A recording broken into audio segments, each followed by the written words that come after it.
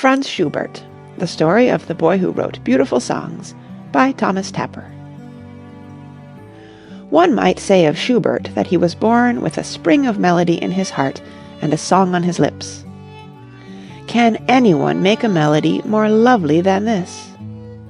This melody is from Schubert's song, Trout.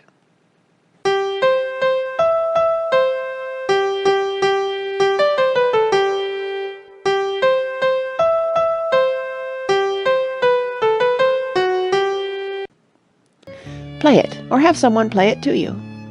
Is it not worth remembering all one's life? Schubert composed many kinds of music, but his songs are most loved by everybody. They are sung all over the world. And just because he never let a song come from his lips that did not first come from his heart. Is not this a jolly one?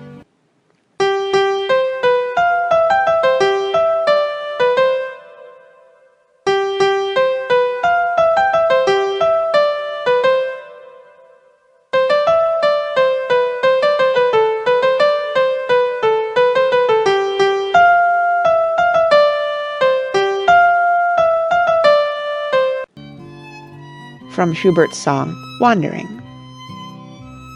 Schubert's full name was Franz Peter Schubert. He was born in Vienna, in a very simple house that looks quite old-fashioned. Over the doorway there is a bust of Schubert, a few inches high. And a sign on the house says, Franz Schubert's birthplace. At that time, the great American authors Washington Irving, James Fenimore Cooper, and William Cullen Bryant were all boys. You may not know so much about them now, but someday they will be quite as good friends as any you will ever make. Even though these boys were a little older than Franz Schubert, let us always think of them together. Then, of course, we should think of Schubert together with the composers who lived when he did. Here are some whose names you can remember very easily. Von Weber, Rossini, Czerny, Donizetti. Czerny was born in the year 1794 and wrote many studies for the piano. How much older was he than Franz Schubert? Von Weber wrote operas and conducted them himself. He was born 11 years before Schubert. Rossini was an Italian composer of operas, born in 1792, 5 years before Schubert. Schubert's life was so short, however, that Rossini lived 40 years longer than the great songwriter. Donizetti was an Italian opera composer. One of his well-known operas was Lucia di Lammermoor. He was born in 1797, just as Schubert was. Franz's father was a schoolmaster, and so was Franz himself, for 3 years. He taught the little children of Vienna their ABCs and how to do sums. Of course, he helped them to learn to read. Sometimes we find it quite hard to take one piano lesson or violin lesson a week. But from the time when Franz Schubert was a very little boy, he had lessons every week for violin, voice, and piano. A little later he began to study harmony with a very famous man who knew Mozart. His name was Antonio Salieri.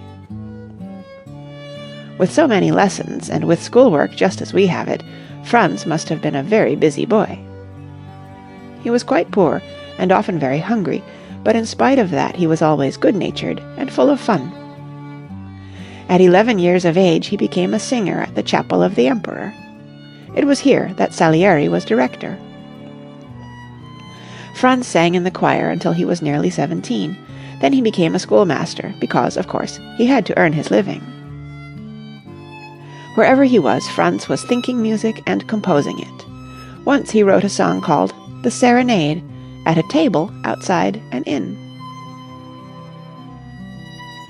Once Schubert was seen by his boyhood friends busily writing a new song. So quick did he write that the ink was hardly dry on one sheet before the next one was done. He was writing the music to a beautiful fairy poem by the great German poet Goethe. The poem is called The Erlking, and tells how the fairy Erlking chases a father who is rushing on horseback with his dying child in his arms. Finally, just as the father reaches his courtyard, the child dies. It is a beautiful song sung by the greatest singers. Goethe, the great poet, is not known to have met Schubert. He paid little attention to his music. Here is his picture. Sometime you will learn about Joseph Haydn, who died in Vienna when little Franz was 12 years old. Papa Haydn, as he was called, was music master in a famous family called the Esterházys. Let us put a picture of Joseph Haydn here, just to remember that he was an old man of 77, when little Franz was a boy of 12. Well, Franz Schubert also lived for a time with the Esterházy family. He was piano teacher to the children of Count Johann.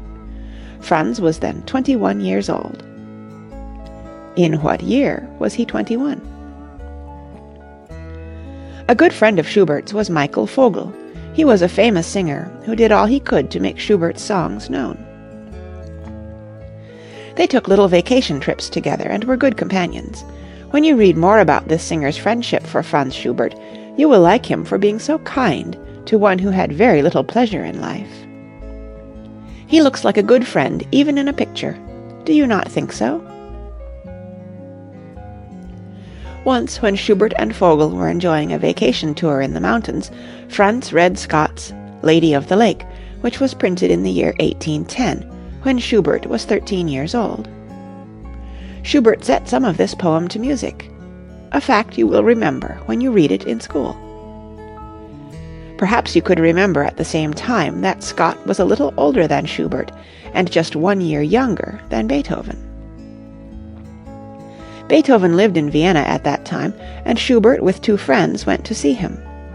Beethoven was very deaf, and those who met him had to write down what they wanted to say with a large pencil, such as is used by carpenters. Schubert was so modest and nervous upon meeting the great master that he could not even write his replies. Here is the picture of the way Beethoven looked as he walked down the street in those days. Once when Schubert was very ill, a friend sent him some books to read. They were The Last of the Mohicans, The Spy, The Pilot, and The Pioneer.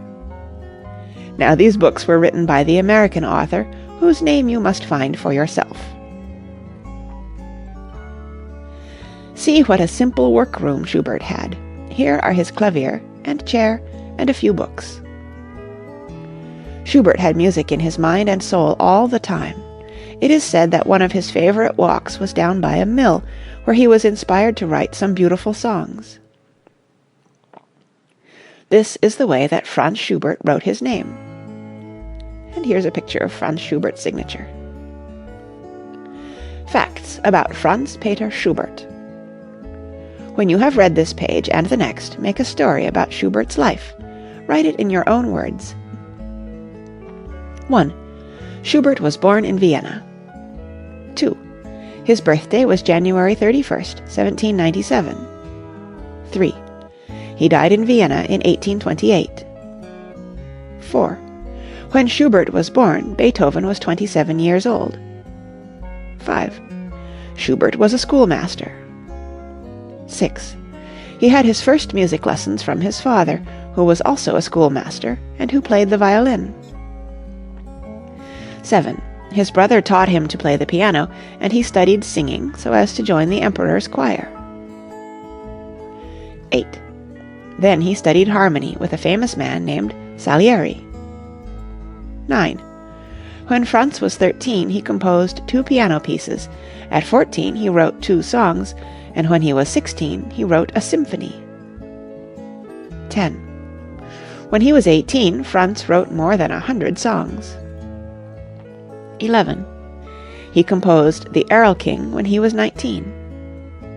12. In all, Schubert wrote over 600 songs, lots of piano pieces, 9 symphonies, and many other compositions. 13.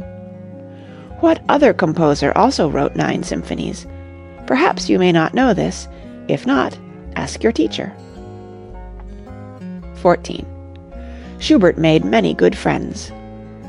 15. With them and his music he found all his happiness. 16. Once when he was very ill, he read some books by an American author. Do you remember the author's name?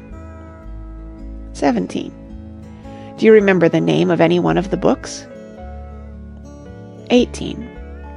One of Schubert's most beautiful symphonies was called The Unfinished because he did not live to complete it. 10 questions about Schubert. 1.